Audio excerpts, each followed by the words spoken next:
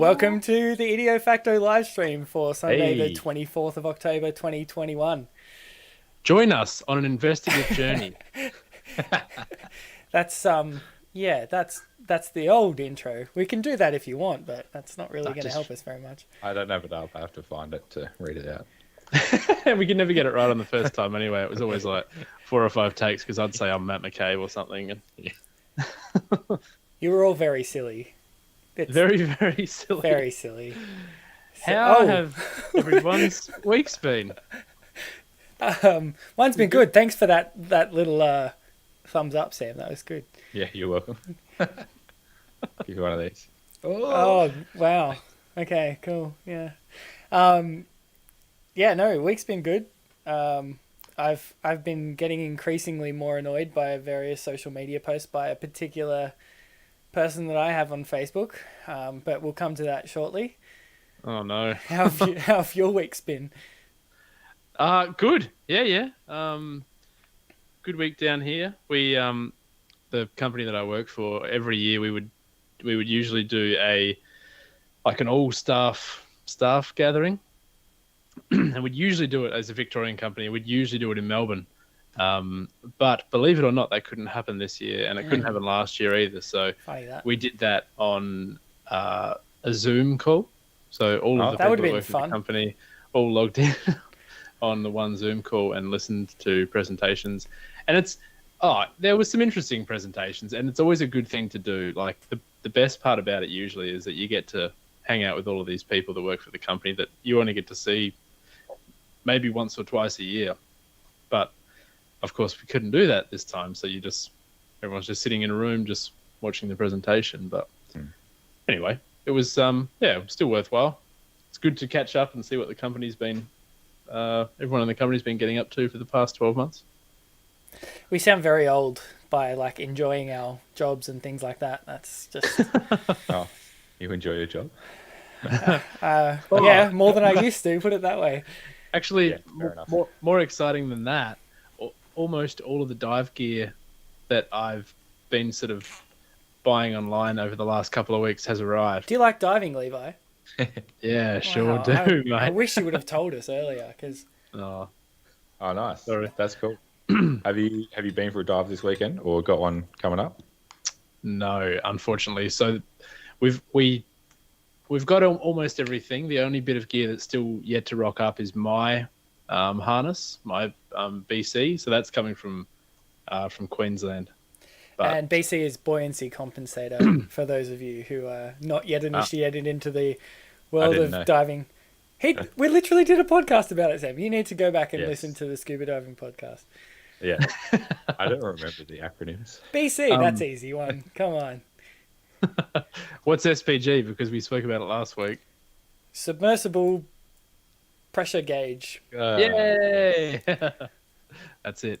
Yeah. Anyway, so mine hasn't arrived, so I can't dive without that.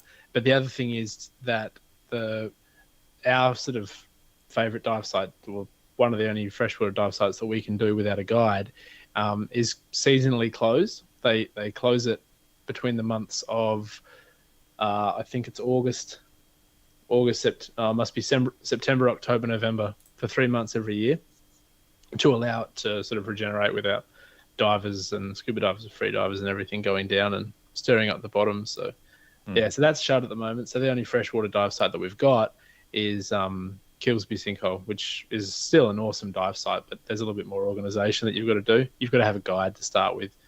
You've got to book it, and yeah. Plus, it's a pretty serious sort of dive to do on brand new gear that you've never dived before. So Yeah, it's you want something pretty straightforward with your new stuff.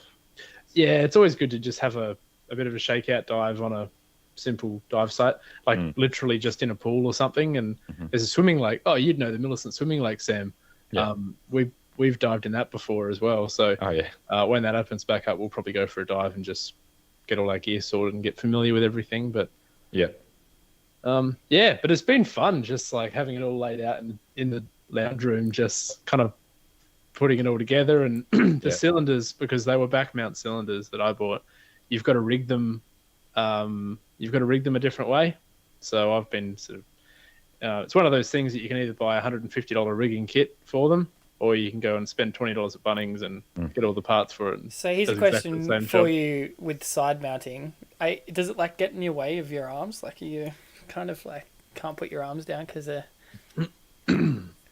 It would if you were standing. Even then, not really. But the thing about when you're diving is that your body comes down forward. You know, you're flat, and so your head's here, and your legs are kind of up at an angle like that. So your arms point out straight in front of you, almost like you're Superman. So you really, and that's so that you can look at your different gauges, and you can look at your computer, and you know you might have a light on your hand, or you know on your wrist or something. So yeah, you wouldn't your really arms, have your hands behind you at all, would you? no. The only time it really gets in the way is if you're trying to get something from your pocket of your suit. But even then, you can just move it out of the way. what would you It's keep not- in your pocket in your suit? It's not Snacks. peanuts. Can you imagine pulling out a bag of peanuts and trying to? Yeah, snacks. That's it. A spare mask, a knife, a backup light. If you're a cave diver, you might keep your cookies, like your line markers, all that kind of thing in there. It's a utility pouch. Oh. Yeah, Right. Wine, So yeah. it's a bit of red wine. Yeah, Oh, it's lovely. some pretty. That was a good That's- idea. I should have it's, thought about um, that before. It's a Shiraz. It's quite bad. Oh, But it's good for me because I haven't been really drinking any alcohol for the past 3 weeks because I'm on this challenge. Yeah, so. how's that going for you? Actually fine. It hasn't been all that challenging. It's not much of a challenge. I if it reckon, hasn't I been reckon around your challenging. face can actually tell. Oh, thanks. Yeah, my dad said that the other day as well. I feel less jiggly That's good. already. I've probably lost about 3.5 kilos. Yep. 3.5 to 4 kilos 4 in weeks? 3 weeks. 3 weeks. Yeah. Nice. So it should be round about 10 kilos down by the end of the 8 weeks, hopefully, which I need to lose anyway. But yeah, it's been good. Yeah, I'm still sore today from our class on Friday. Nice. But I spent It's last week obviously- basically bushwalking, and I still have not recovered from that. So I think it's just because we're getting old, Levi. I don't really. what sore is it? Your legs? Yeah, everything. I carried a backpack as well, so my shoulders are pretty sore as well. But Ah, you know, where'd these you go? massive guns can't really carry anything anymore. Where did you go? What's the bushwalk? I want to look it up. No, there's heaps of them. They're not really registered ones. It's just for work. Oh, this was at work. Yeah. What was the national park? Natai National Park. So I have to do some ground So, truthing of some walks that people have been doing otherwise and things like that. So what was that for? What did you do? well, we're gonna add in some. Oh yeah, there's Bullio Tunnel. Is that the actual tunnel? You're really pixelated today for some reason, Lev. I don't know what that's about, but Oh, that image is quite crud. yeah, there you I go. think That's it's your- Bullio Tunnel. Yeah, it's better. Yeah, Yeah. a little better. Ah. But yeah, it is your stream is quite pixelated. Okay.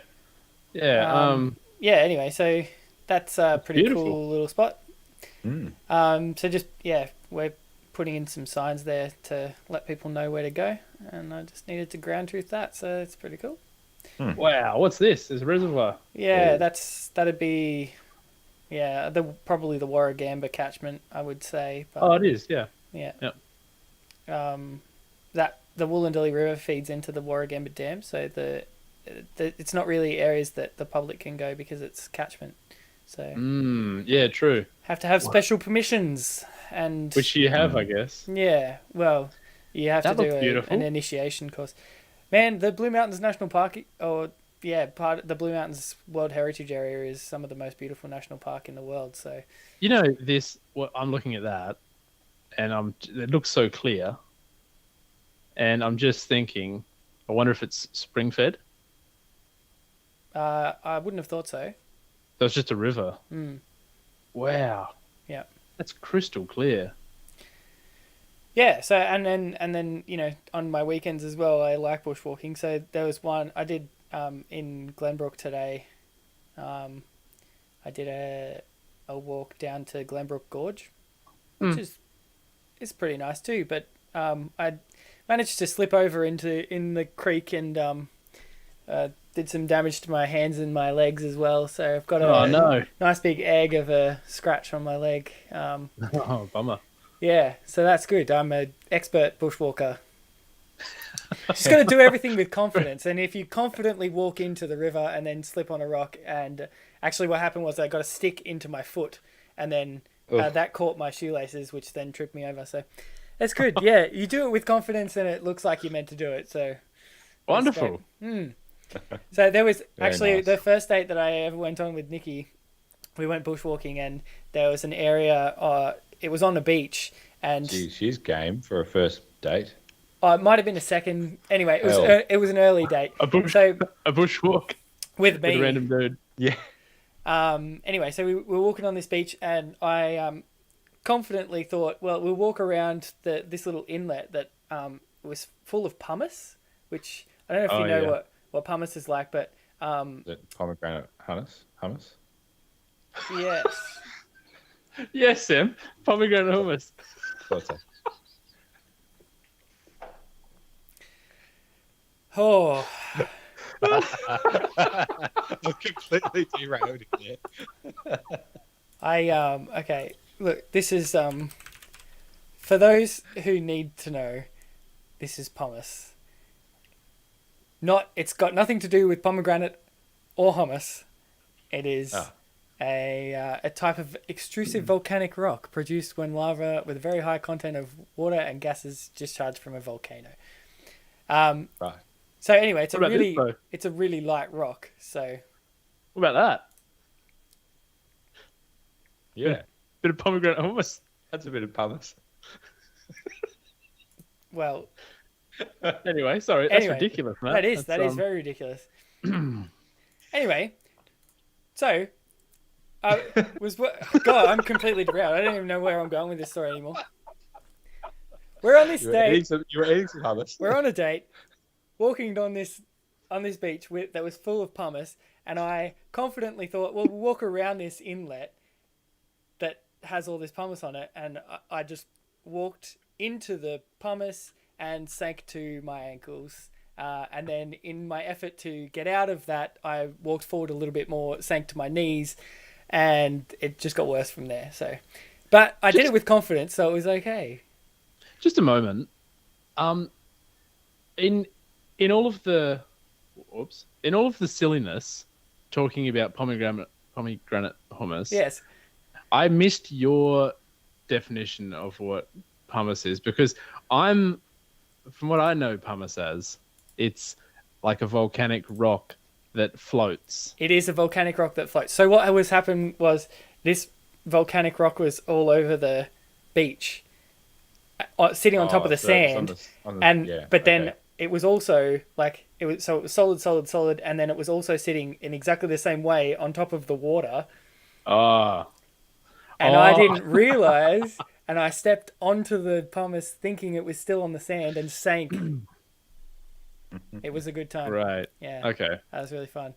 So, anyway, that's my pumice story. It had nothing to do with pomegranate hummus or anything that you guys have gone on about. Well, how was your week, Sam? Oh, thank you for the thumbs up. Gave you a thumbs up for that story. Oh my god.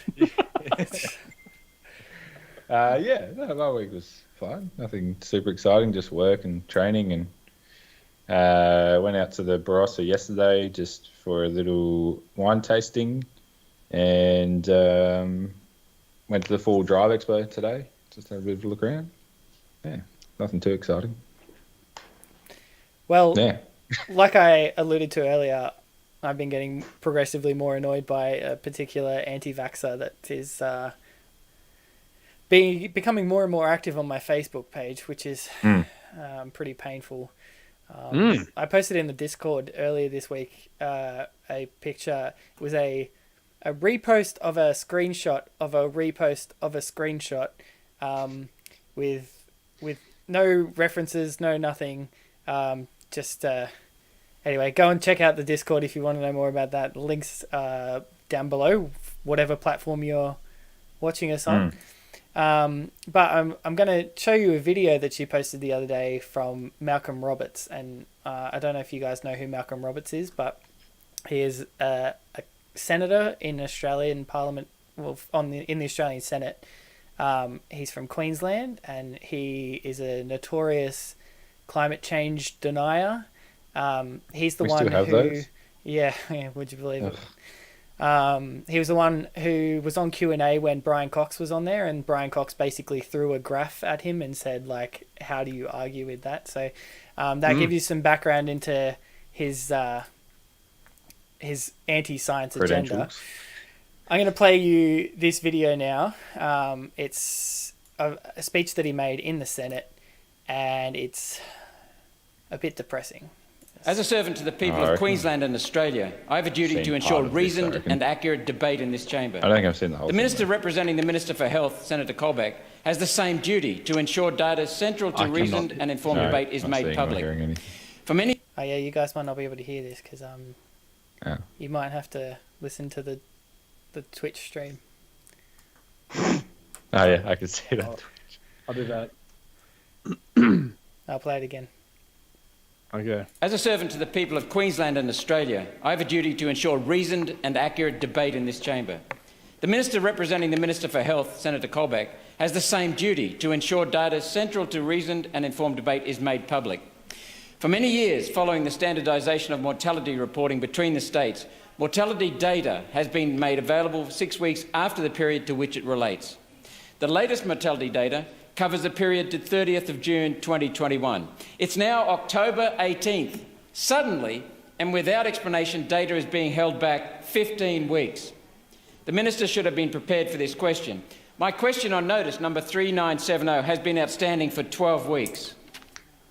The data to June 30th shows deaths in Australia in 2021 are above the 7-year moving average and consistently above anything we have ever seen before in this country. It's troubling that New South Wales and Queensland no longer make this information public. In the absence of Australian mortality data, I'll quickly reference official British data which shows an increase in deaths among 15 to 17-year-olds of 20% following the start of vaccination of that cohort, trending towards 25% at younger ages down to 4%. More worrying is that this distribution is not even. The mortality rate, deaths, among boys was up 28% and amongst girls 8%. This may result from one of the 268 known adverse interactions between COVID vaccines and other prescription drugs documented by the United States FDA. Logic would dictate that before giving a patient a COVID vaccine, one could check to see what drugs they're already using and what a natural immunity they may have resulting from a previous COVID injection. I don't think the 33 Bunnings stores in Queensland that offered vaccinations to the public last weekend asked for any of that information. I'm concerned this Parliament's reckless vaccination crusade is killing people. Sadly, this government and this Parliament is neither prudent nor caring. Our community, our nation deserve better. Release the data. As a servant to the people of... Oh, So, wow, that was painful. got any questions about that one? I want to know. I want to see Queensland and- the the source behind the 28% increase in mortality rate in boys. But he's not talking about COVID mortality. He's just talking about mortality. Correct. mortality rate following vaccination. Yeah, Specifically is what he not said. not No, after vaccination, not people he's- dying after getting vaccines. He's talking about how many people have died in this period, and Yeah. also, incidentally, there's vaccination going on, That's right. Yeah, yeah. and also there's COVID going on that is killing people. And also, there's one big factor that everyone seems to have missed here, and that's that he's talking about the raw numbers and not the death rate. Yeah, He's yeah. talking about the sheer number of deaths. So let me just address one of the first things he says, which is that the data is released every 6 weeks. I can't see any evidence of that. Of that actually being the case. So if I go and look up the Bureau of Statistics, that you can see let's just go mortality. Provisional mortality statistics, January to June 2021. So here we go. It was That released sounds on. like a 6-monthly report, Yes. Well, it's not a funny you say 6-weekly that report. because it was released on the 30th of September. The next release is due on the 28th of October, which is Thursday. on Thursday. Previous releases, let's have a look. January 2020 to May 2021. So it's released. The data to May 2021 was released on the 25th of October of August. Sorry. So there's a massive delay. There's a huge delay. There always has been a delay. As to be expected with like a very large data set like that. Let's have a look. January 2020 to January 2021. That's a year. That was released in May. So the fact that he said suddenly and without explanation, Yeah. it's been delayed. No, it just hasn't. Like it just hasn't. This is a classic tactic for anti-science, though. He's kind of done two things. One, he's just fabricated facts, but two, he's also set up a straw man where this is the normal, and now it's not happening. Well, no, it's not. It's not the normal. The normal is still going ahead. So it does say in this report the one that he's talking about. The one he's talking about in Australia. So he talked about two. The first one he talked about was the one in Australia, and he said that it had a higher, there were higher levels of deaths in Australia, and he also talked about the one in the UK, which is completely irrelevant to Australia. The one in Australia, so the counts of deaths were above the historical averages for each month of 2021. The age standardized mortality rates were below historical averages for each month of 2021. Yeah. So the raw number is up, but the rate is lower.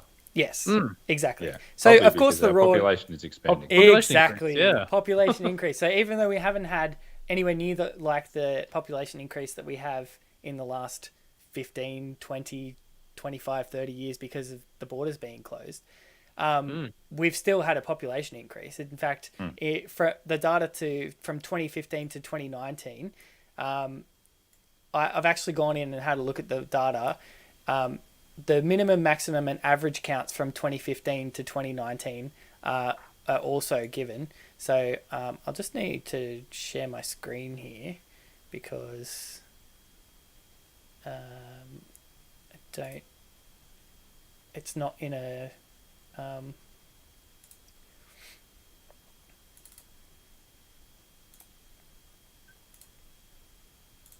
It's so frustrating that people can just get away with doing that. Like that's taken us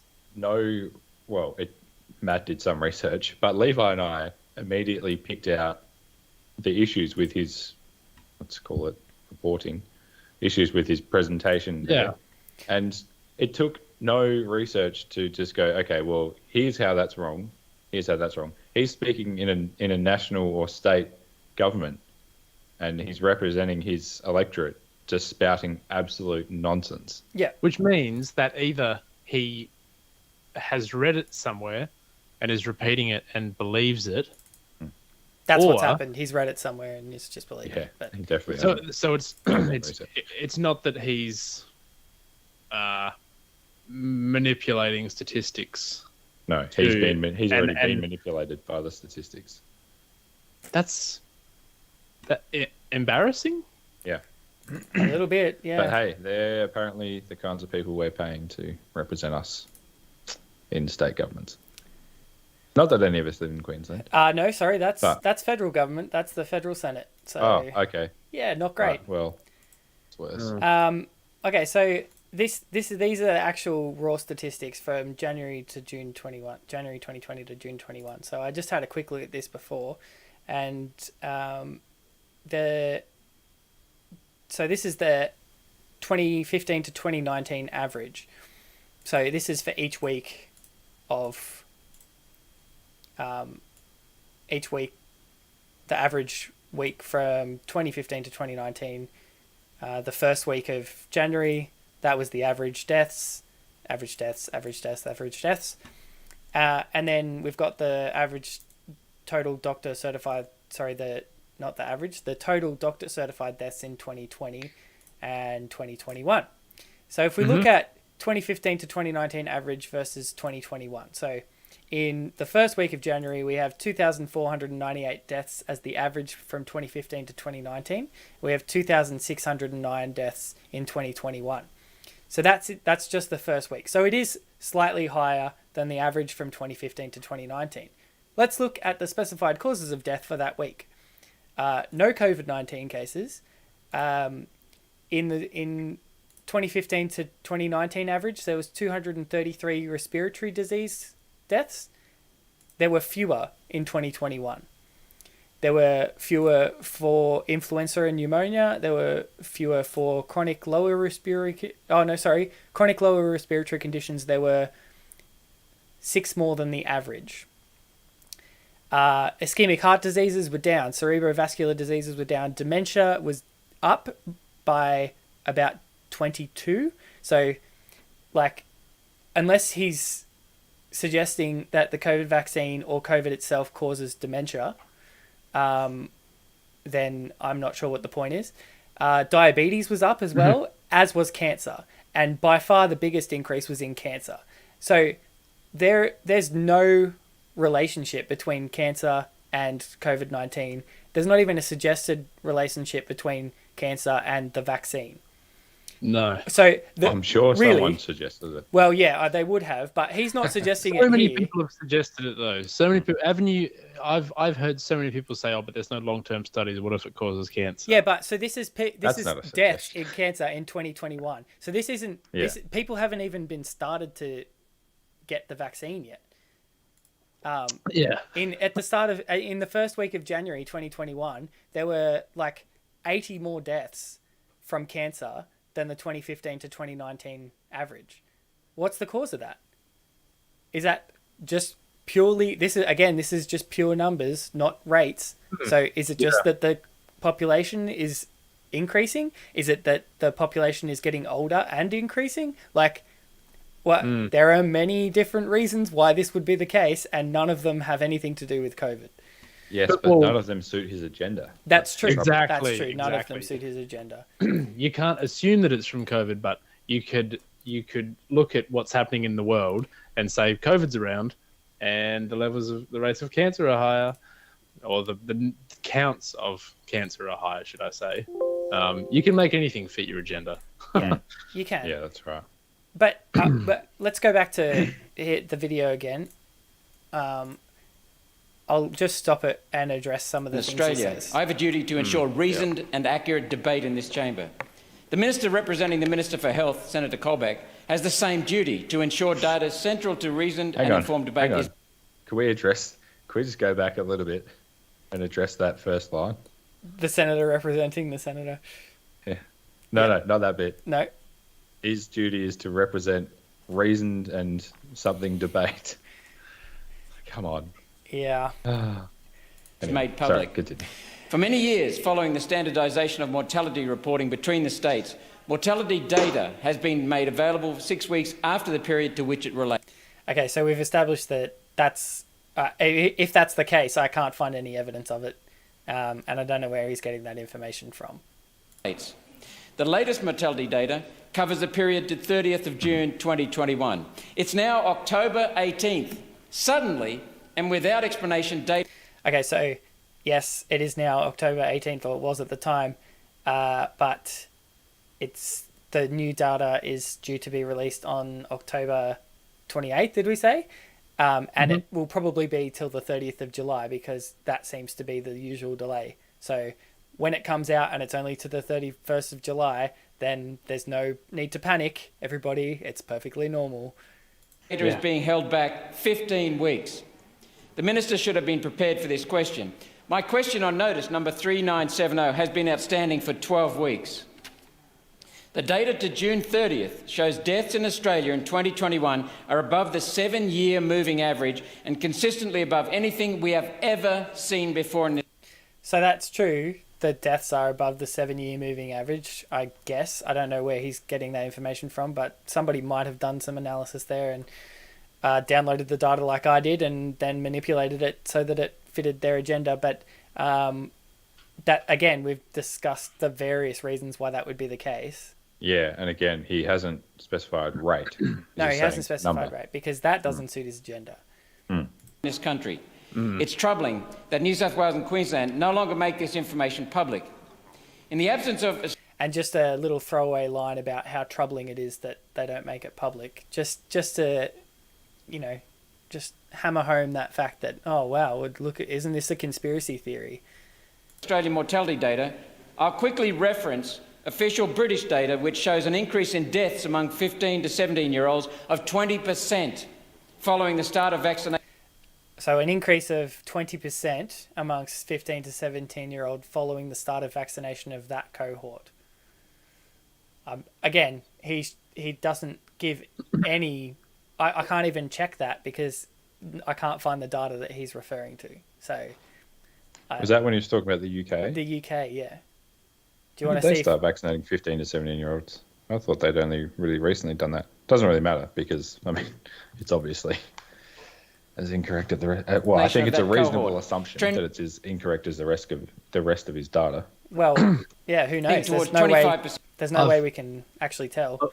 I've also just had a quick look, and if we're just looking purely at counts rather than at a rate, our Australia's population has been increasing by, on average, probably 1.5% per year since 2001, and the only time it's dropped below that was post June 2020 for obvious reasons, because international borders were closed. So, we, strictly speaking, that number in 2021 should be around about 5% higher than the 2015 9-year average or whatever it was, just purely because we're basing it on counts, not rates. Well, the average was 2015 to 2019, so it was the year. Right. It was the average of 4 years or 5 years. Okay, that's still it's 6%. still, yeah, it still also is a meaningless number to say. It's the raw numbers are meaningless. The other thing that I had a look at was the mortality data in New South Wales.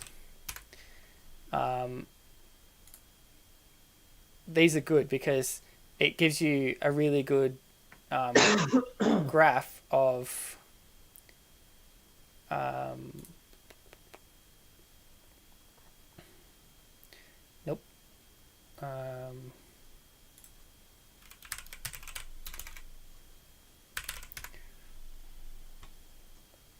so just mortality.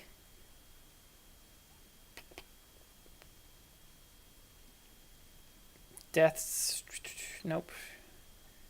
Deaths by, where was it? Deaths from all causes by age trends. Here you go.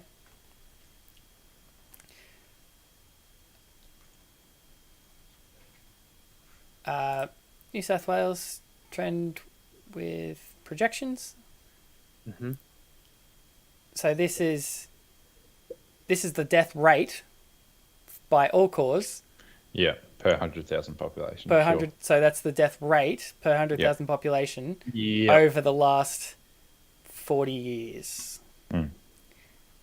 I don't know. That looks like it's going down to me. There's a pretty solid trend down. Don't really know how to read graphs all that well, but that looks... Well, females has more than halved in 40 years, the rate, because that's gone from roughly 1,400 to roughly 600 per 100,000. Yep. And males has actually also roughly halved. It's gone from about 850 to 400-ish. Hang on. Oh, wait, sorry, that's with the projection. Still, it's probably just about halved for both. Why are the males almost double? Why do almost twice the amount of because we die. males? Apparently. Yeah, but there's the same. There's 50-50 in our population. Yeah, no, I'm not sure. It's a fair point. Yeah, I don't really understand that one. Is it because it's all cause because males die sooner than... Shouldn't make a that still wouldn't work. difference like Because that.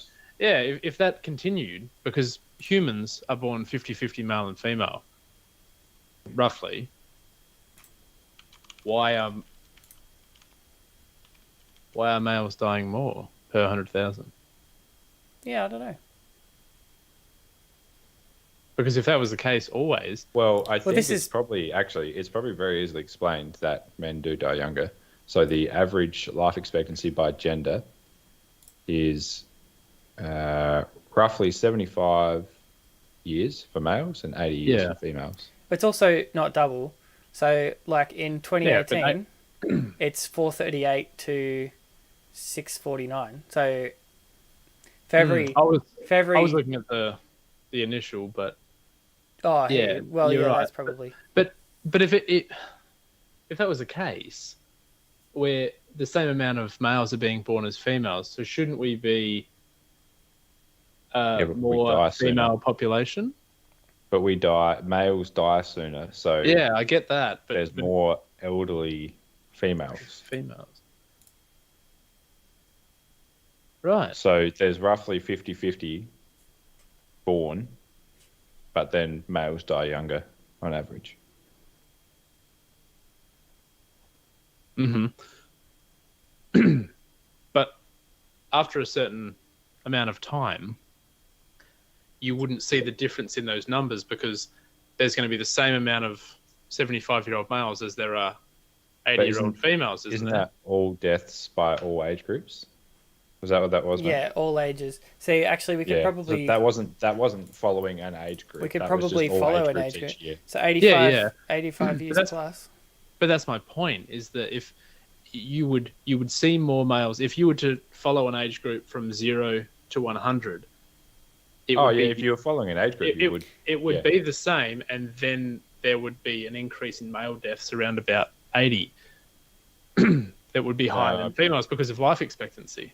There would be the males, if you had the same like 50-50 males, females would be slightly higher. The death rate would be slightly higher the whole way because males are more likely to die young. If you're looking at rate, if you're looking at raw numbers, then it would be males higher and then lower because there's more females alive. So then there's more of them dying. So how many Age at death. Here you go. We've got There you go. Yeah, that's nice. So yeah. So see what I mean, Lev, with this one that Matt's brought up here. Yeah. That the male rate is just consistently higher the whole way up until you get to 85. Yeah, 85. But then there's fewer men 85 Yeah, plus. and then there's fewer men alive suddenly at 90, 85 to 90. So then the number of deaths is higher in females. Right. I always just thought that we averaged out. I've just looked it up. I thought that we averaged out to 50-50. But it's not. Not by age group. Yeah. Well, total. 52% female? Yeah, well, so for every 100 females, there's 98.2 males. Mm-hmm.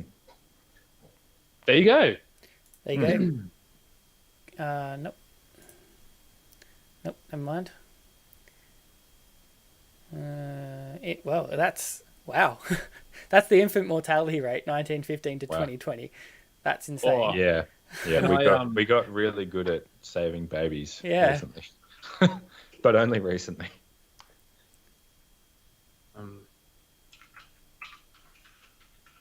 Median age at death? Oh, yeah. Oh, that's Indigenous versus non-Indigenous. Oh, that's crazy. That's 20 years longer. Mm-hmm. That's awful. Yep. Anyway, I was hoping for a nice, neat graph to show you the difference, and I wish I had saved it when I looked at it last time. But can I show you something? Can yes, you I look can. at my screen? I can look at your screen. Yes.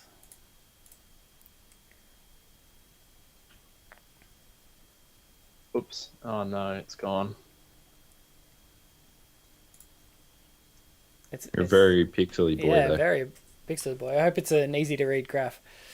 Oh, it should be. But I think even just looking at those is an interesting example of how you could manipulate the that data. statistics. Yeah, definitely. Yeah. Yeah.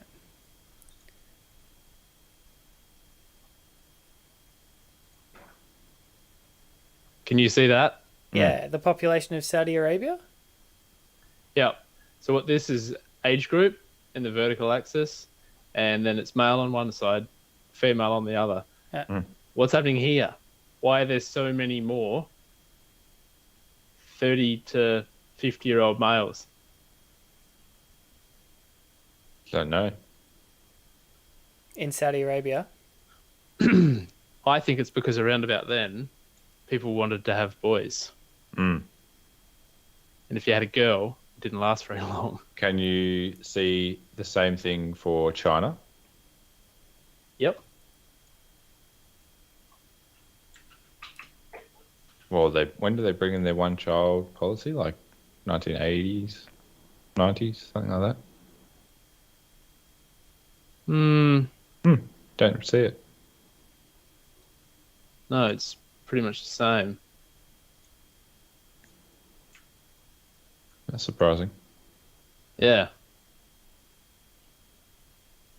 Anyway, that I can remember in I mean, it's slightly higher number in those, like up to 20-year-olds. Slightly higher in males and females. Not much though. yeah, actually it's quite a bit more if you look at the number. So, this is 39 to 52. So that's sitting at, what would that be, about 45. Here it's under 39. That would be statistically significant Yeah. of a difference. Interesting. Yeah, it just, I can remember seeing this particular graph in geography class at school and saying, what's with this big bump here? Some sort of big boom, and it's not followed in the females. And our geography teacher explained some of the possible reasons why and what happens in some parts of the world if you're born female. Yeah. Yeah, it stuck with me. Yikes. Very interesting. Anyway, Yeah. If anyone's watching, by the way, feel free to send us a comment, say hello, let us know where you're watching from. Hopefully not Saudi Arabia, because we've just been turned off there. Yeah. I just wanted to show you a picture, Matt, that Matt sent to us in the IdioFacto Facebook group of and it links back to trying to find a connection between COVID and an increased death rate. And I think this kind of sums it up quite well. For those that can't read that because of the pixels, it says correlation versus causation. It's one of my favorite new memes. Yeah, I like that one. Yeah. Just whenever someone posts something that's along that argument, you just post that picture. Yeah. That would work. I like it. Yeah, you're right. I've just had a quick look at the Twitch stream, and I'm a very pixely boy. You are I a don't know why. pixie boy. Yeah, I don't know why either. That's okay. The other thing we were talking about earlier in the week, Lev, was something you brought up, which was Win Huff. Yep. In the context of your challenge, you're doing some. So what are you doing? You're doing ice baths. Yes, I was going to bring this up. So there's these pop-up sessions, I suppose, for the challenge, and one of them is next week. Hang on, I'll get the exact quote from the trainer. So what exactly is this thing? Well, we're going to learn together because I don't know either. Oh, okay. I'll show you. Excellent. So basically, I think it's probably okay to say the guy's name, isn't it? The guy that's running the session. Yeah, Sure. up to you. Say it and see. Yeah, see what happens. He's not my mate, and I'm not disagreeing with it. No, well, the guy, I've never met this dude. Oh, okay. Fair enough. So the trainer said, there's another pop-up class coming on the 31st of this month. We have Luke McLean joining us to take participants on the challenge through a wellness workshop. The workshop includes ice baths and breathing techniques, and then in brackets, think Wim Hof. He said, personally, I'm really excited about this one. There's been a lot of research that has shown huge benefits for the body and mind in regards to cold therapy. Scientists have found evidence that exposure to cold speeds up metabolism, reduces inflammation, reduces swelling, and helps sore muscles. Those scientists really know what they're talking about. So first of all, Can I just tell you my first issue with this message, which is what I said to you, Lev? yeah. It's like, okay, it's very well known fact that cold helps with swelling, but writing it as it helps with swelling, inflammation, and sore muscles, you've just said the same thing 3 times, but you've made it sound really good. Yeah, no, that's great. It's So doing you're the telling same me thing each time. You're telling me it can stop my headache, it could also help with my head pain, and it can also reduce the swelling around my brain yeah. area? Wow. yeah, That's it's amazing. a bit like how some people go jogging because it's good for cardiovascular fitness. And It's aerobic good for fitness. aerobic fitness, and it makes you fitter. Yeah, wow, And it that's helps with great. your running endurance. Yeah. This sounds So like I a could Healthline plan. also, when I go running, sometimes I run for 1,000 meters, sometimes I run for a kilometer, and sometimes I run for 100,000 centimeters. yes. Are you trying to think I of w- the Look, okay, imperial? we've established that I'm really bad with orders of magnitude, okay? And I didn't want to make now it's live, so I can't even pretend that I've just like magically done the maths on the top of my head. But anyway, Great. Yeah, that I'll say that irritated me to start off with. But in regards to the mind, I have heard of Wim Hof. I've never looked at it in terms of like looking up the evidence behind it. And when I say I've heard of it, I literally have just heard of the name. I actually have no idea about it, other than he was a guy that did a whole bunch of stuff and has a lot of records. you also have like a good picture of him, I believe. Oh yeah, I've got a good picture of him. Yeah. Let's get that one up. It's good. Oh, yeah, that's Oh, sorry. No, that's not it. That's it. that's it. Oh, that's no better. Okay, like this. Yeah. Oh that's- dear. Great. This is going to be an excellent podcast for those of listening to just the audio, but it's a horrifying picture. The 2 pictures that Sam's putting up on the stream, for those just listening to the audio, one is a close-up of Wim Hof, obviously in the cold. An extreme close-up, I would say. An extreme close-up. close-up. Yeah. With a lot of facial hair. And the other one is a horse that seems to have fallen over and it's on its back, but it's in the process of doing so, and it's looking, shall I say, heckin' concerned. Sheer terror. That is about the face that I had on. I think why Sam did it was because before the stream we were having some troubles, and I'm pretty sure that's the face that I was making. So Yeah, exactly. yeah. Oh dear. All right. Anyway, so So- Wim Hof, yeah. Let's look into it. Oh, hang on. I need to get off his images. I'm not stalking him. So let's have a look at the official Wim Hof method website. Mm-hmm. You're stronger than you think you are. Okay, here we go. What is the Wim Hof method? The different attitude towards nature, any power. This is the ability of our body to adapt to extreme temperature and survive within a natural environment. That sounds I great. mean, sure. Just sounds good. 3 powerful pillars. Breathing.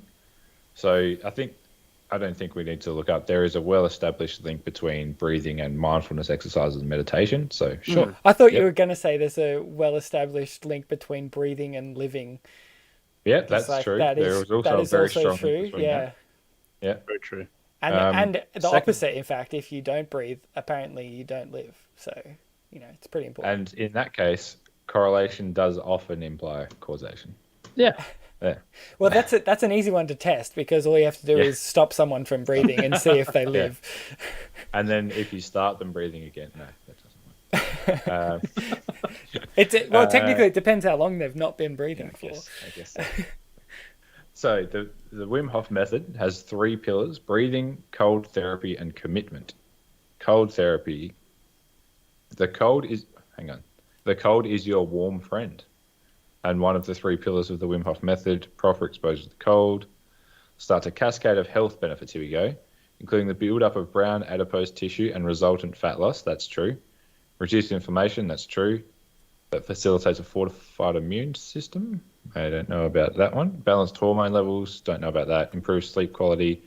Okay, so improved sleep quality is true to a point in that humans do sleep better in a cooler environment, but not a freezing environment. And only while you're sleeping, right? Yeah, like you can't get cold and then 8 hours later go to sleep. In like a 30-degree warm room, no. And the production of endorphins. That's weird because, like, in the middle of summer, I usually like take an ice bath and then expect to sleep better when it's 45 degrees in my bedroom. Not have to have the aircon on all night. And then I don't understand. I'm like, oh, God, I had an ice bath at 9 o'clock this morning. What the hell? And commitment being the 3rd pillar. Combination of other 2. Cold exposure and conscious breathing require patience and dedication in order to be fully mastered. Sure. Armed with focus and determination, you're ready to explore. Okay, sure. So really, breathing and mindfulness, sure. Yep, agree with that. Cold therapy, I definitely agree. Well, I definitely know that there is solid evidence for some of those claims. I'm not sure about all of them. Balanced hormone levels is just a really generic, really broad claim, but there might be more information. Let's keep looking. Mm-hmm. I'd like to know who these scientists are. Free classes. Yes, so would I. Let's read more. Let's have a look. Benefits of cold therapy. More? Scientific proof. Here we go. Okay. Okay. So this is a classic of not to say that this is pseudoscience based on this, but this is just a classic thing of pseudoscience. This one person did something amazing because of this thing. That's scientific proof, Sam. It says it right there. It says scientific proof right there. Oh, here we go. Okay, I like this. We've actually got some studies here. Multiple studies. Ooh. Awesome. All right. Well, let's see what one of these we want to have a look into. Key scientific studies. Aim to test the results from the first study on WIM could be reduced in a larger group. Okay, that's a reasonable premise for a study. Injected method, 12 Wim Hof method practitioners with endotoxin. Results showed that they were able to control the sympathetic nervous system and immune response.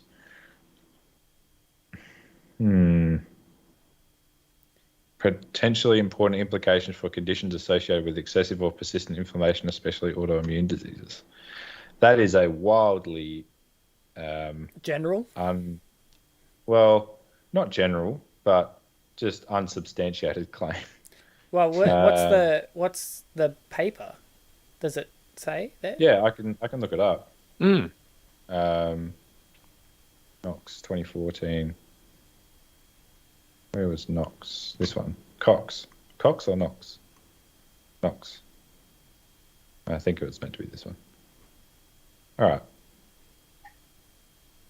It's actually going to be awesome. Okay, I am on the side of Wim Hof because they've actually got links to the actual papers on their website. That's great. Great. I don't think I've ever seen that. Okay. And the paper's actually available. That's a rare. Yeah. Often if I'm after a paper, I have to message Sam and say, "Hey Sam, can you please get me this paper so I can look at it?" I assume that's what I was going to have to do. Okay. So Firstly, what journal was this in? That's probably a fair point. penis. I think that's a Excuse me? penis. PNAS, the something of science. Annals of Science. Proceedings of the National Academy of Sciences. Right. Penis. Penis. Sorry, penis. Gotta be careful about how you say that one. I might subscribe I'm to the reading Penis it channel. I'm reading it how it is written. Penis. And this is a well-established, good, reasonable quality journal. Good penis. Good penis. Oops. Oh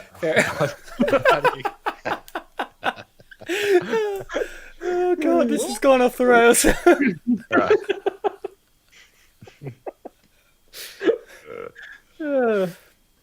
All right, so let's have a little look here. Penis. So what they did was, talking about the immune system, autonomic nervous system.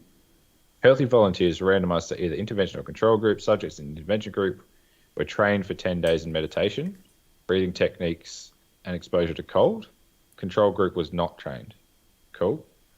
Subsequently, all subjects underwent experimental endotoxemia. Wow, they IV injected people with E. coli. Wow. All right. So they intentionally caused harm. I wonder how they managed to... It must be a very small amount. 2 nanograms per kilogram is a very small amount. But still, that's a very interesting way to do a study. Doesn't sound entirely ethical. Doesn't E. coli breeds though, so it doesn't matter how small the amount is, right? Yeah, but I mean, E. coli is... we all have it in our gut.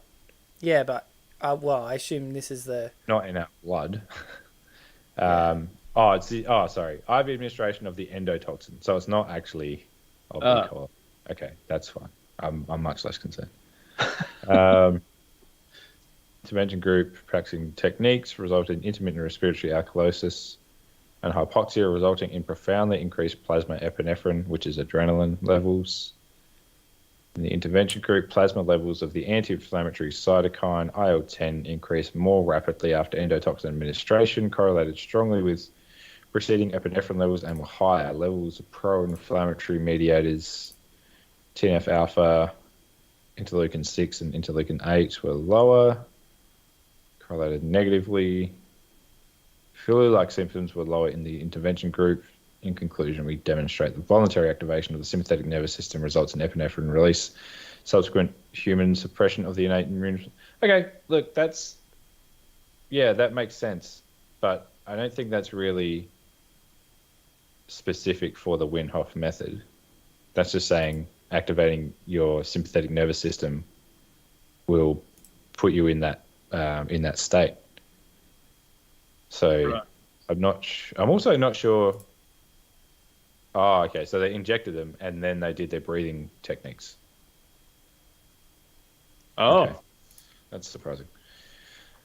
We're probably getting a bit too far into the weeds at the moment anyway. But basically what this study is showing that if you can voluntarily activate your sympathetic nervous system, then you will put yourself into an anti-inflammatory state. So, yeah, that's reasonable, but that's already a well-established fact. So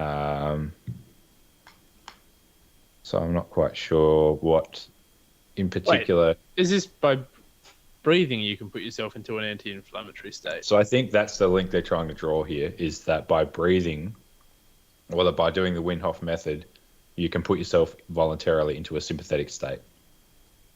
Right. Sympathetic activation state. Which is good. Here we go. Voluntary activation of the sympathetic nervous system results in epinephrine release. Yes. Subsequent suppression of the innate immune system in vivo. Okay, but I really don't like this line. Could have important implications for the treatment of conditions associated with excessive or persistent inflammation, such as autoimmune diseases. So what, people with autoimmune diseases meant to be doing breathing exercises 24 hours a day, or? don't really like that. So it only, Anyway, every sorry. time you That switch was- screens.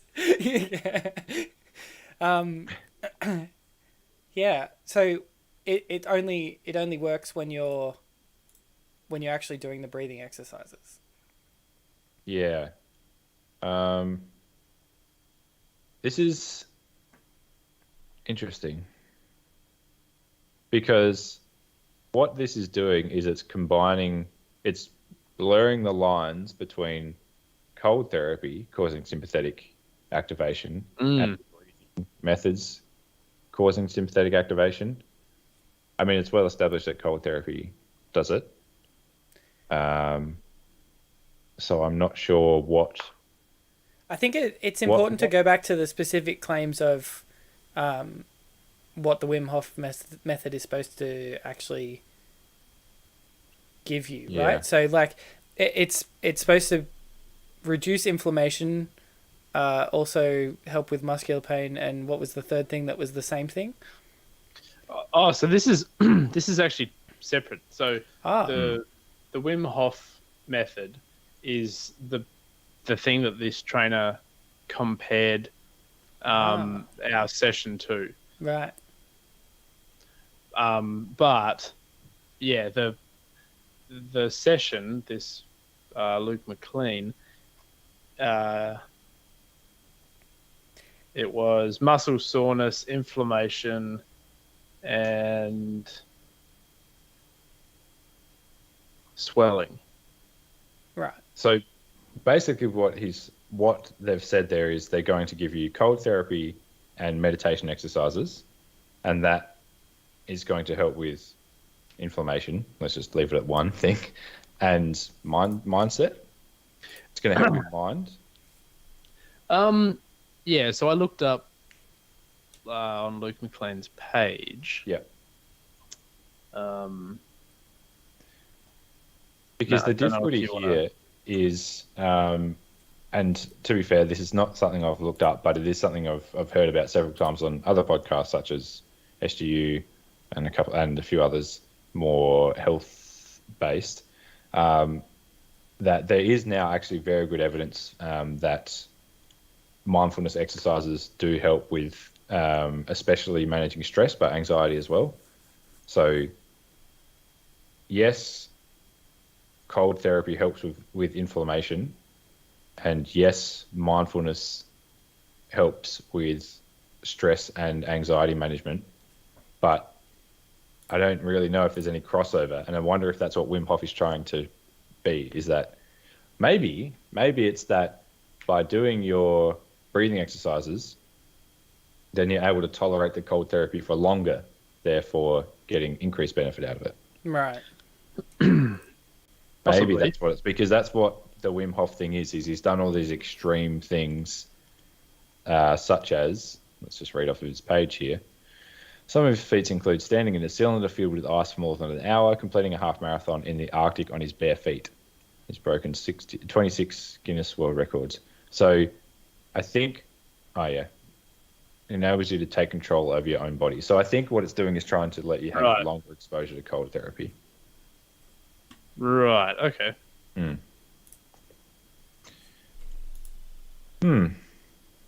Interesting. Yeah.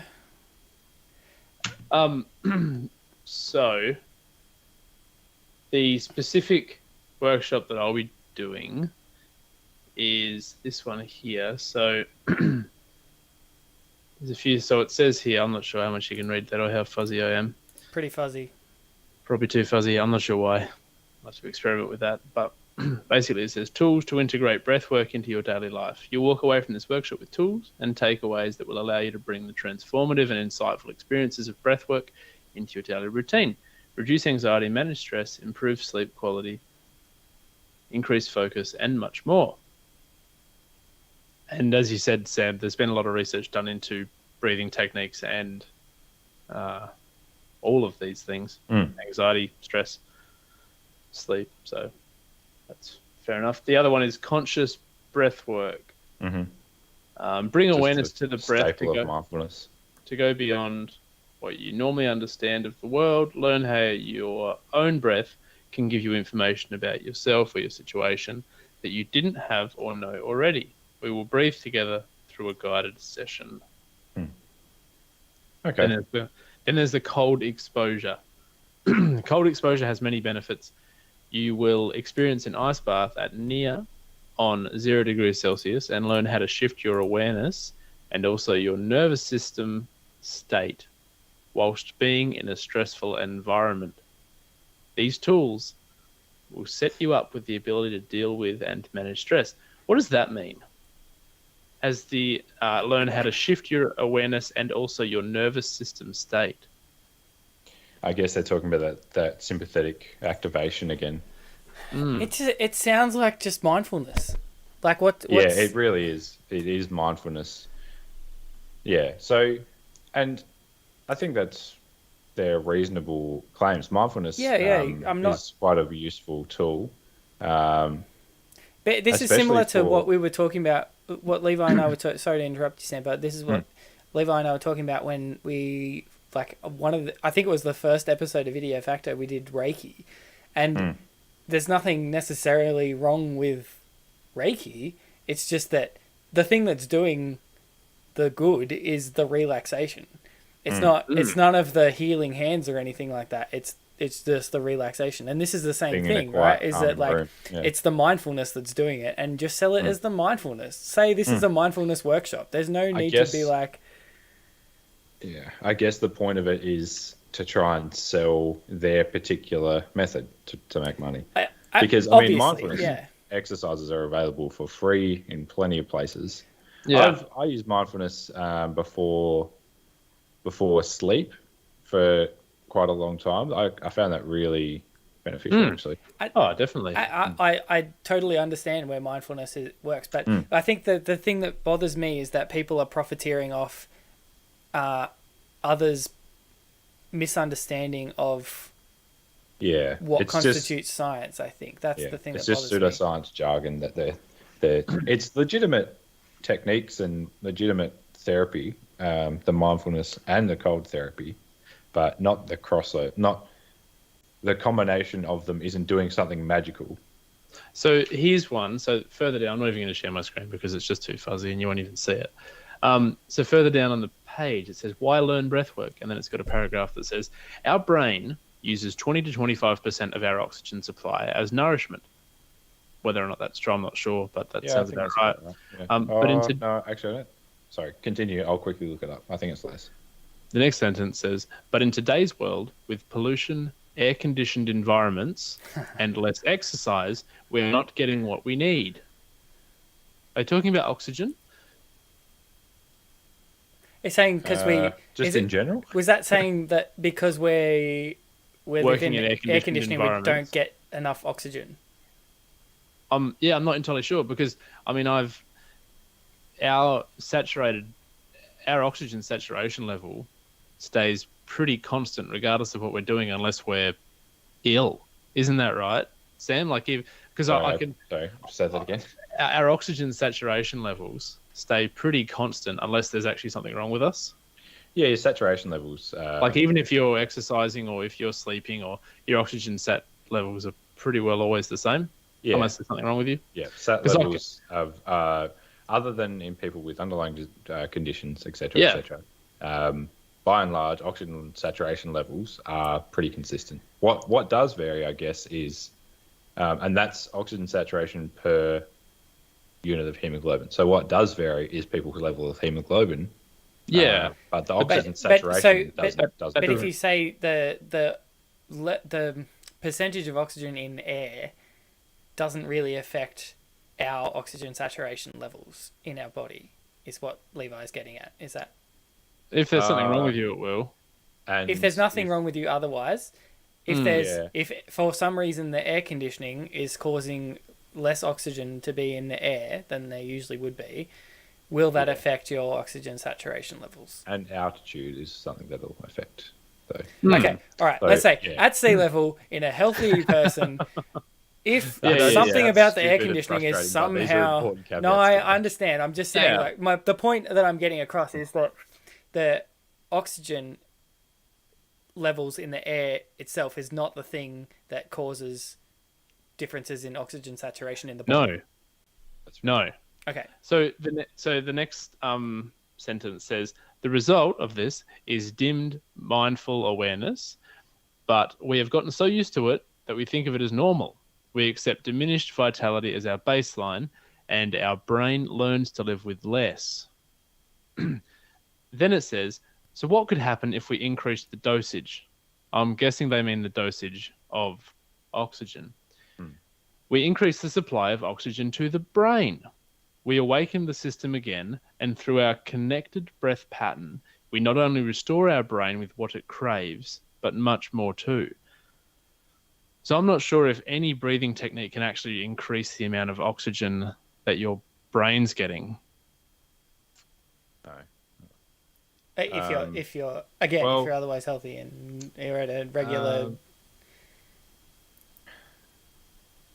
Well, okay. So not really, because if you are not getting enough oxygen, then tissue will die off. It's called a hypoxic brain injury. But I guess what they're trying to do is talk about changing blood flow in sympathetic and parasympathetic states, which is so for the brain, it's not a legitimate thing. So basically, during a sympathetic state, so say for example you're running, obviously you need increased oxygen delivery to skeletal muscle. So there's a few things that will cause that. There's local factors at the actual muscle that cause dilation of the blood vessels, will cause increased blood flow to the muscles. There's also the activation of that sympathetic system also constricts blood flow to non-essential organs at that time, such as kidneys, liver, GI tract. So you're redirecting the blood flow to the muscles. You're also increasing your heart rate, and you're also increasing your stroke volume, which is how much you're pumping out. So you're increasing your cardiac output. So the more a cardiac output you have, obviously the faster the oxygen is getting around. Also increasing your respiratory rate and the volume of respiration. So you're getting a higher oxygen, carbon dioxide, exchange. So yes, per minute, you're getting more oxygen in a sympathetic state. But the percentage of, or the amount of oxygen delivered to your brain actually remains quite unchanged, because whether you're exercising, resting, whatever you're doing, your brain essentially requires the same amount of oxygen to perform function.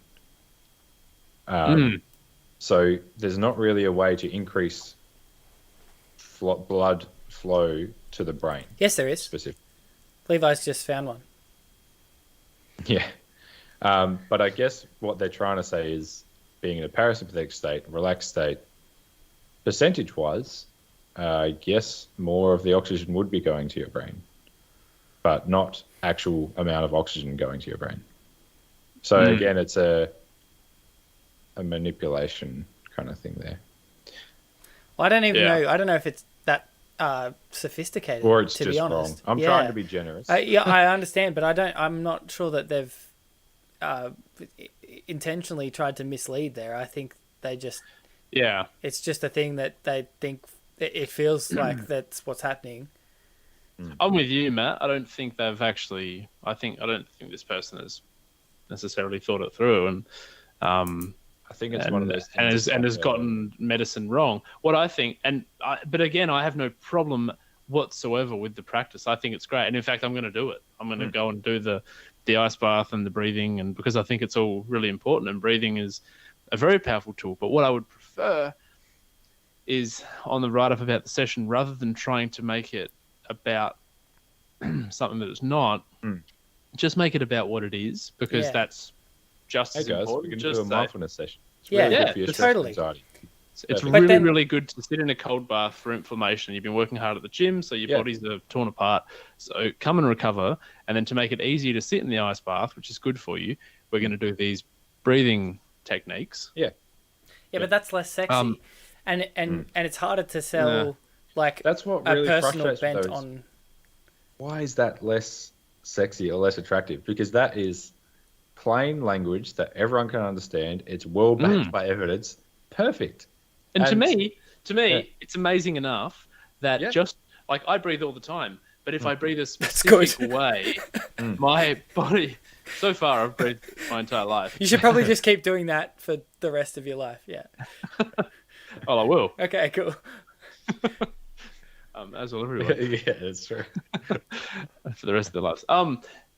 I think it's amazing that by breathing a certain type of way that you can change something within your body that is measurable, and also that sitting in a bath of water that's got ice in it can measurably impact your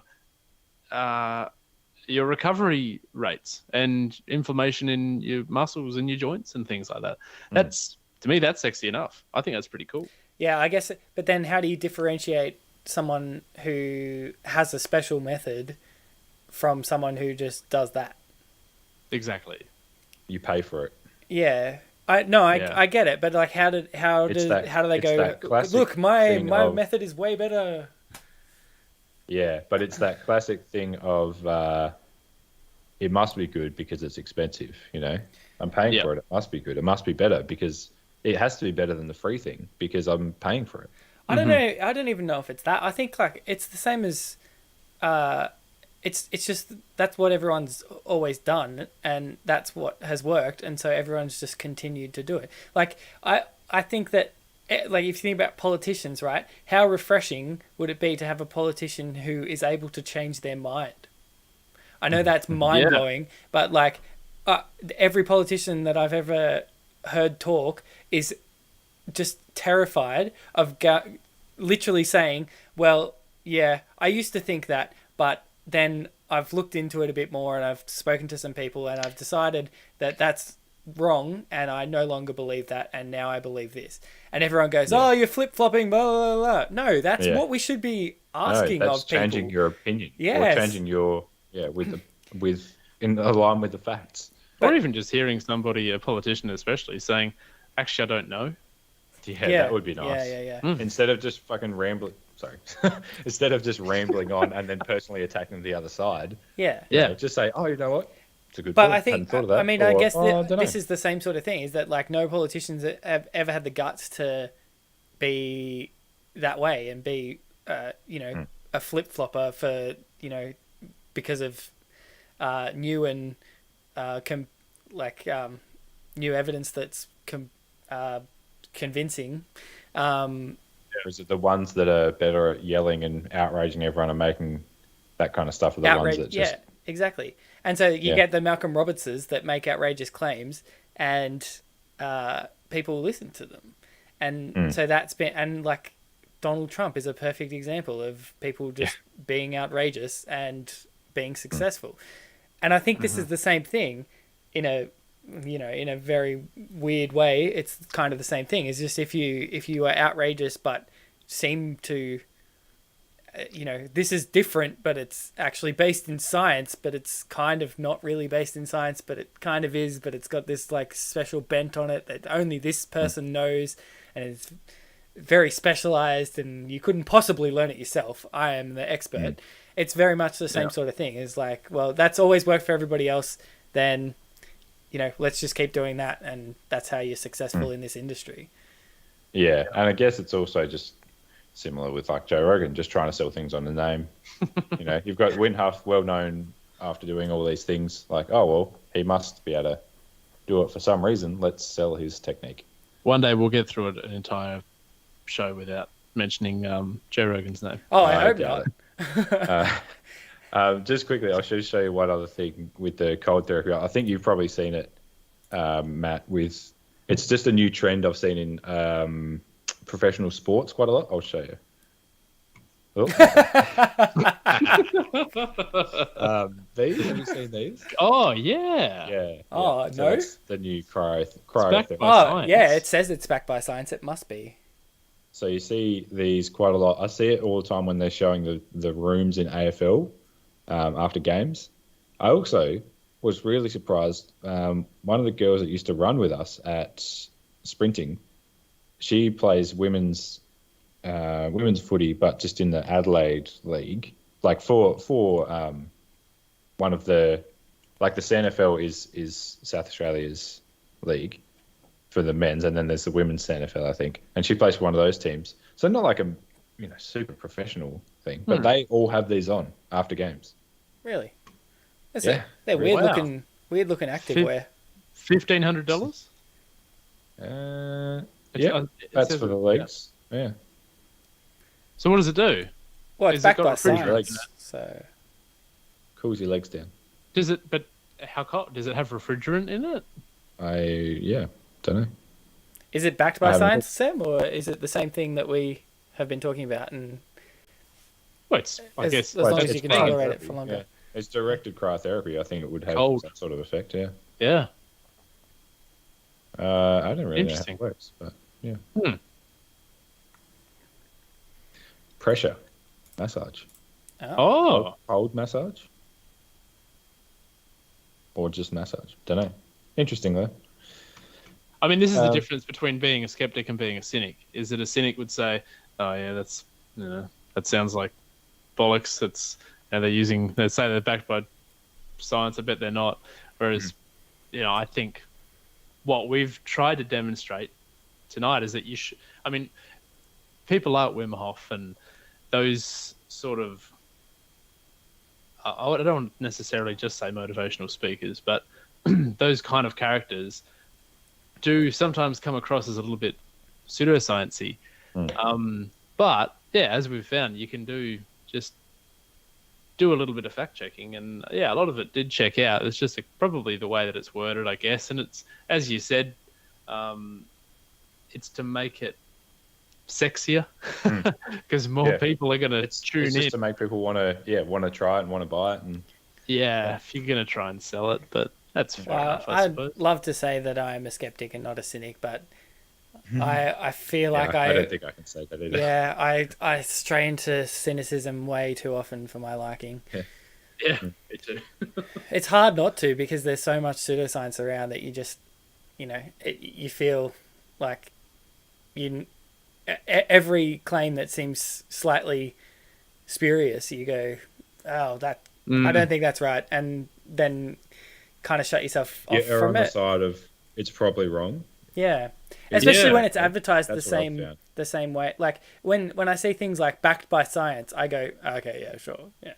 But that's because it's been used. Backed by science has been used so often by things that are not science backed in any way, shape, or form. Scientific claims, Yeah. yeah. That I just go, yeah, okay. If you use that as a marketing tool, I'm probably not going to pay any attention. Yeah. I've really made an effort recently.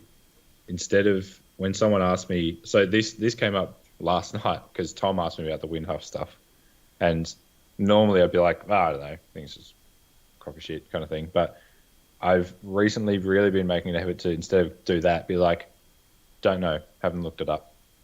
I'll have to look it up. Yep. Like, don't know, I'm interested to look it up though.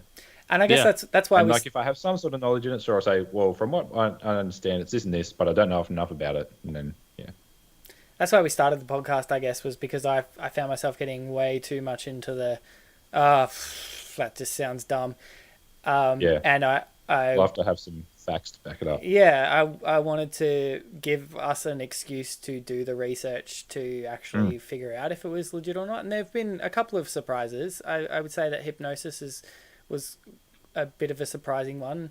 But most of the time, because I get a lot of my information from other skeptical podcasts and skeptical media, I kind of already know enough to know.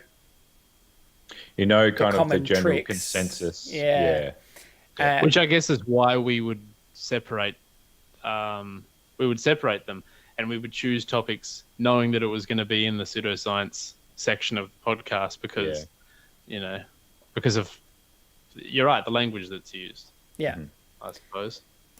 That was interesting. The hypnotism and hypnotherapy did surprise me too. I think that was.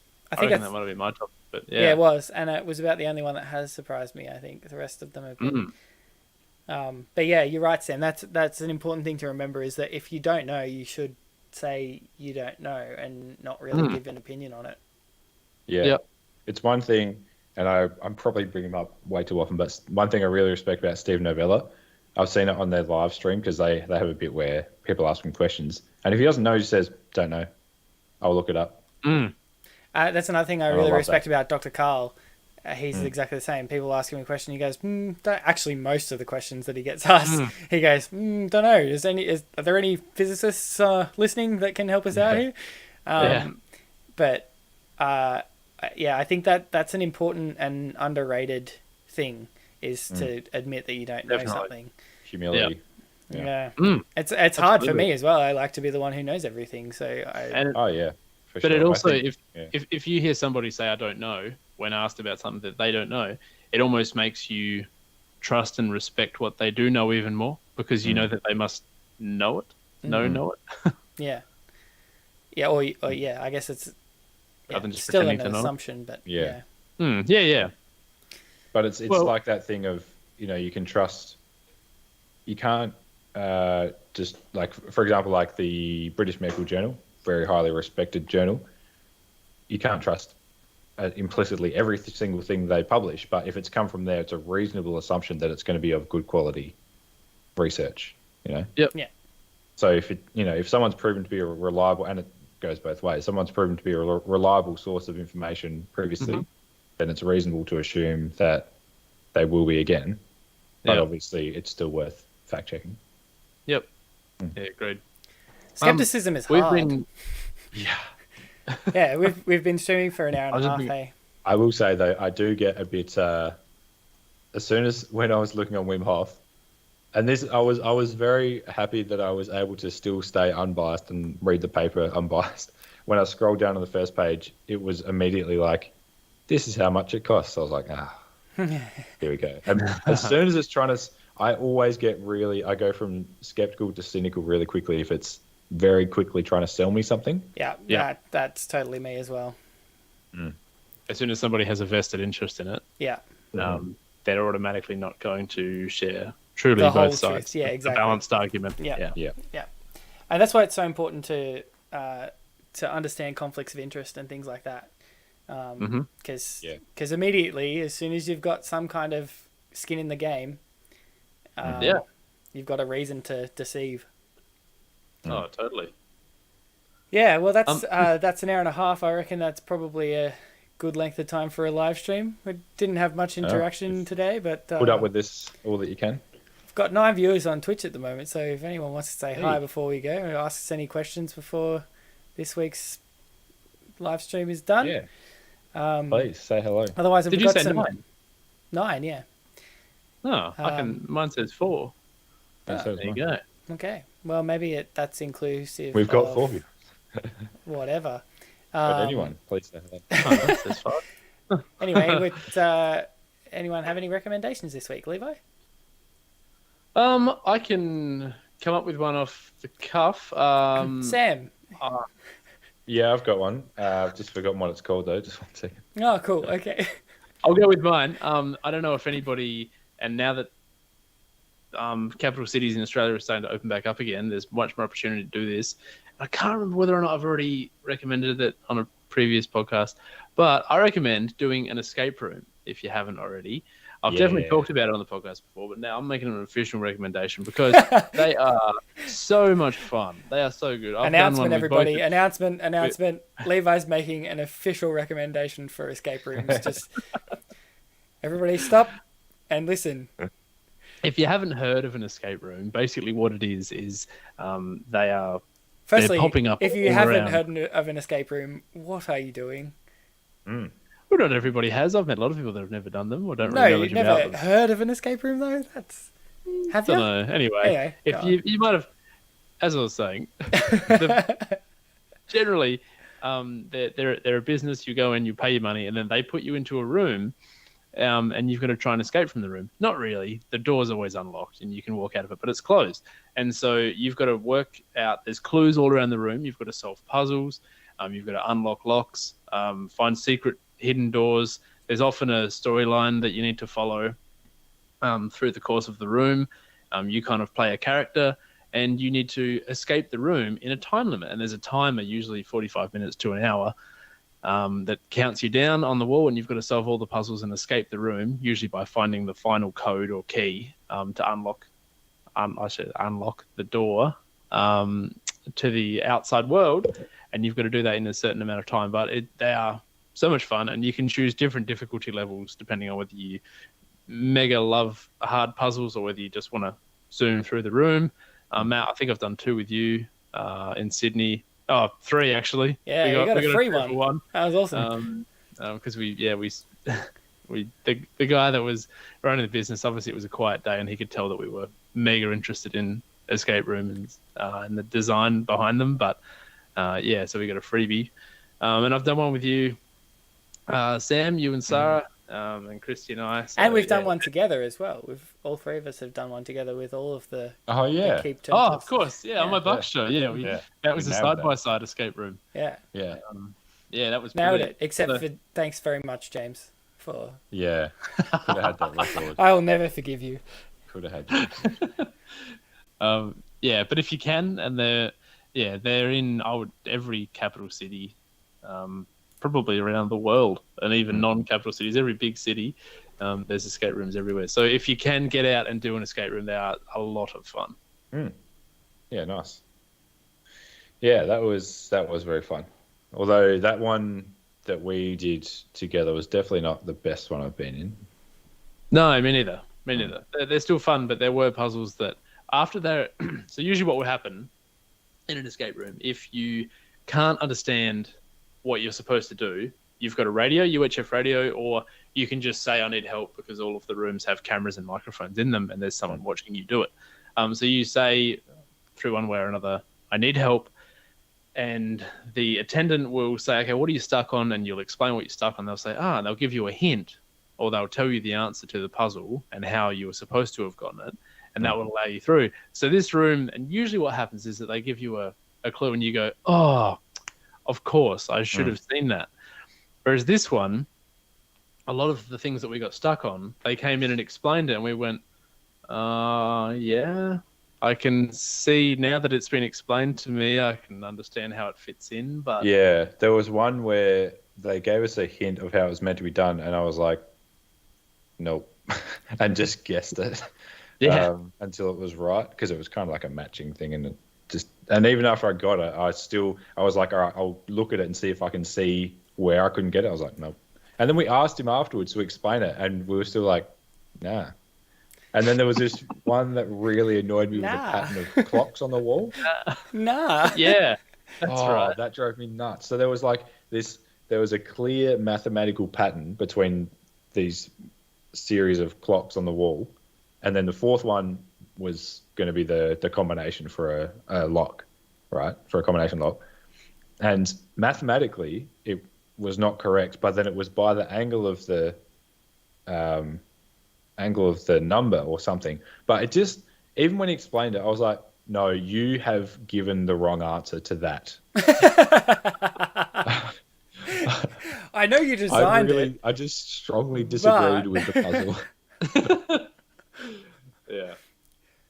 Is there a provision to have a fundamental ideological disagreement with the way a puzzle is structured, or is that I think there should be, because that was like, even after he explained it, when he told me why it was the answer, I hated it more. There's like one button on the walkie-talkie. There's one button for a hint, and there's another button for fundamental ideological disagreement. There's one that just says wrong. I think oftentimes the escape room businesses are a small business that it's like an owner-operator type business, and so the person that's showing you through the room is the person that rents the building, that designs the room, that came up with the concept of the design and everything. So for you to say, this doesn't make sense, this is crap, you know, the answer should be this or something, is like almost directly offending them. Whereas then there are some bigger chain escape rooms, and you play the escape room in any city in the world, they'll all be designed exactly the same. So for you to say this doesn't make sense, I mean, in that case, it probably doesn't happen all that often, because it's been tested by hundreds, if not thousands of people. I think we found a good balance. That one in Sydney was pretty good, Lev, because he was. All those puzzles were very well designed. So They were, yeah. anyway, So I know escape in rooms. Queensland, That's an official one. Yeah. just quickly. Oh, So I sorry, know I sorry. did find in an escape in Queensland that it was just in one room, and instead of like solving puzzles to get out of the room, it was you had to solve a murder, and then you had to give there was like 11 people or something that could have been the murderer, and then you had to figure out which two it was, and then you give them your answer, and then you get to leave the room. And we've That was really cool. become a true crime podcast again. It happens every week. We just Yeah. accidentally become a true crime podcast. Yeah, that's good. My recommendation is the new album from Rufus that came out on Friday called Surrender. It's really good, really, really good. Definitely following kind of the trend of their last few albums. What was their first one? I can't remember what the first one was. Basically, the last few albums, it's gotten less kind of... I don't know. I don't really know how to describe it. It's more soulful than their previous ones. Right. The lyrics, like a couple of the songs, the lyrics are really powerful. Mm-hmm. It's just kind of. Do you guys know much Rufus? Yeah. Yep. I don't know. You know, like Inner Bloom. Yeah. Like that was a real different kind of song. They're electronic producers. Yeah. I don't know. Okay. I don't know what the exact genre would be. Yeah, I don't know. But Inner Bloom was like a 9-minute long song at the end of one of their albums, and it was. I was watching a video of them talking about it a while ago, and they were saying like it was so different. We didn't really know if the crowds would like it, and then they played it, but they loved it. They just loved it. Because it was so different, and it was kind of. They said like that was the direction they wanted to go anyway, but they went more towards the. I won't say commercial, but just like towards the more common kind of sound at the start. But then they said the first time they played that, there's like this really cool interlude slow bit, and they looked out to the crowd and they could see like heaps of people just crying, and they're like, "Wow, okay, we're gonna do this." So then their most recent album, Solace, was kind of that expanded, and then this is kind of that again. It's really cool. I don't know, gotta have a listen and see what you think. I've heard the odd song here and there, but I don't know much about. I've never listened to an album, for example. Oh, they're such good albums just to have on. I think you recommended a set of theirs it was Joshua Tree. Yeah, Was it them? yeah, that was Yeah. cool. Yeah, I still haven't watched that. That was partly for the music, which was the whole album of Solace, which is I really enjoyed that album. But partly for the visuals, it was just them in the middle of the desert. Yeah, it was really cool. Yep. Cool. What about you, Matt? Must check it out. Yeah, please do. Please do. Let me know what you think. I'm going to show you a couple of clips from a YouTube channel called Simone Yach. It's pronounced Yach, but it's spelled Geertz. I'll give you the spelling in a second. But anyway, this is Simone, and she is amazing. She makes things. And scissors are great. Scissors are great, right? So anyway, big versions of small things are great. And yep. And sharp objects are also great. So anyway, and she also needs to upload a video. So she basically goes through the process of making herself a giant pair of scissors.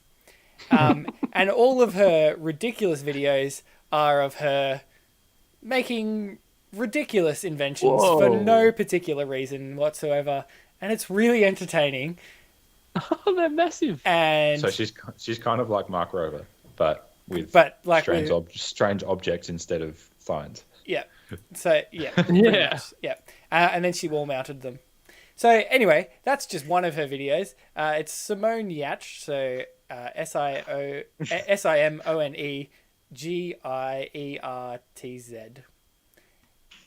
Look her up. Show me scroll down a little bit so I can see the spelling because your my noggin's in the way. My big head's in the way. Wait,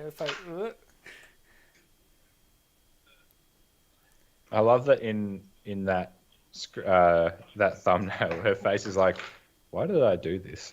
Yeah. Yeah. Did you get her? Wow. Cool. Yeah. Okay. Simone Yach. Simone Yach. All right. Anyway, that's my recommendation. She's great. I like it. Thanks. Cool. No worries.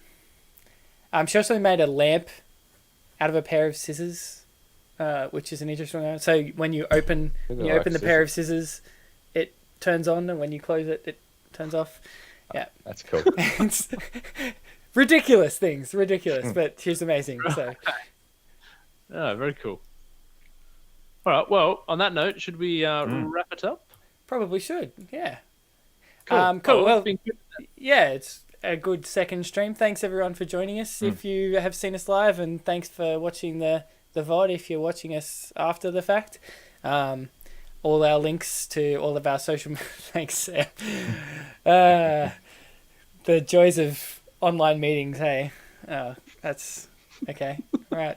Anyway, all the links to all of our socials and Facebook, Instagram, YouTube, Discord, everything will be up down in the description.